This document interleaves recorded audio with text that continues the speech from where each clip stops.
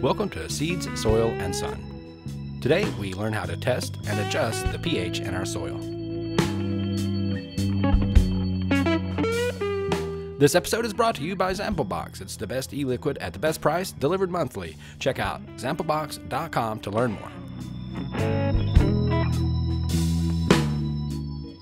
Now, on the last episode of Seed, Soil, and Sun, we made a potting mix for our cannabis plants using peat moss and topsoil and earthworm castings, a lot of our elements. And today we're going to test the pH in that soil to make sure that we've made a potting soil that's going to be best for cannabis. Now, what pH is potential hydrogen, and it refers to the relative acidity or the alkalinity in your soil. It's measured on a scale of 1 to 14, and with the lower numbers starting at full acidity and moving to alkaline as the numbers grow higher. If the soil pH is too far one way or the other, it'll disrupt the plant's ability to intake the vital nutrients it needs to grow and flower so that you harvest the full, robust crop. For the cannabis plant, the ideal pH is slightly acidic. That's somewhere between 6 and 7 on the pH scale.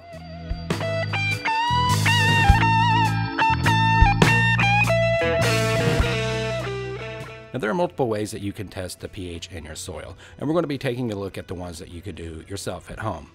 One way, though, you could do it is you could take or send your soil off to a lab to be tested. And that would probably be the most accurate way.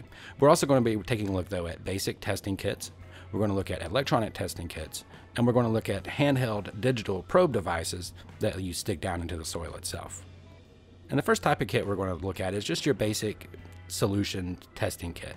And this is going to provide you a solution that you will drop into water that's been diluted with your soil. So you'll take a sample of your soil, and then you'll put it in usually a provided vial, and then you put a specific amount of water and then a specific amount of the solution, and then you shake it up, and then you'll leave it for a few minutes to develop, and that'll let the water separate out from the soil. And then there's usually a chart that's provided that you will compare the color of your water that's left with the size or the color of the chart that'll give you as close to the accurate reading of the pH that you have. You saw there ours was about a 6.5, which is great. And now the electronic testing kits are very similar to the other type of kit that we just looked at, but the difference here is that there's a little light that will read the color for you. And in this kit in particular, it had little vials or little capsules that had the solution that you mixed in with the water and the soil, and in the same manner you put the cap on and shake it up. And the kit that I'm using also tests other nutrients in the soil, but we're testing the pH today. And in a similar fashion, you let it develop for a few minutes. Then you will set your test tube down into the machine. The machine will shine a light spectrum through the water, and then it'll give you a reading on the pH of your soil. This was tested 7.5, which is more alkaline than we'd want for a cannabis plant.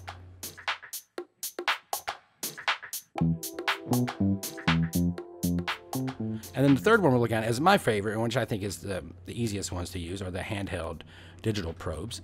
And these are usually a metal probe or a couple of metal probes that will stick down into the ground.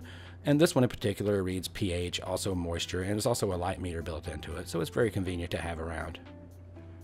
And you can see it's really simple. You just stick the probe rods down into the soil, and with just a matter of seconds, it'll give you a reading. And again, we're looking at a very low 6s here on our reading, which is very good. Now, before we move on to how it adjusts it, I want to talk a little bit more about the Zamplebox. They sponsored this video and they sent us some trials of it, and I would say it's really, really cool. If you want to check out their site, you'll be really amazed at how easy it is to select a box that really fits your needs. It has these little filters that you can turn on and off. I don't really like the minty things or the tobacco flavored things. I was able to turn that off. You add in flavors that you like. You can go to flavors that you don't want. You can search in flavors if they're not already pre-populated. And then you also have options about whether you want nicotine or no nicotine or a medium or large amount of nicotine in there. It's really cool. You can customize your boxes fully. You check out, in a matter of a couple of days, your box shows up. All kinds of really cool flavors, amazing packaging. It's just a really cool box. And again, I'd like to thank those guys for sponsoring this video. If you think you might be interested in their boxes, check out zamplebox.com. But now back to our soil. What do you do now if the pH in your soil is off? if it's too high or too low. Well, there's different things that you can do. If you want to lower the pH, which is to raise the acidity, what you do is you add a soil acidifier to increase the sulfur in the soil, and that will increase the acidity. If you want to lower the acidity or increase the pH, you can do that by introducing lime into the soil. You can use garden lime, lawn lime, pelletized, powdered. It really doesn't matter which kind you use, but just follow the instructions on the amounts. And you can also adjust the pH of your soil by using a different mixture in your potting mix. So for instance, if you need more acidity, you could use more of the acidic peat moss in your original mix. So I hope this was helpful in helping you learn about pH in soil. If it was, please hit that like button and visit RuffHouseStudios.com for hundreds more cannabis culture videos made just for you. Thanks for watching.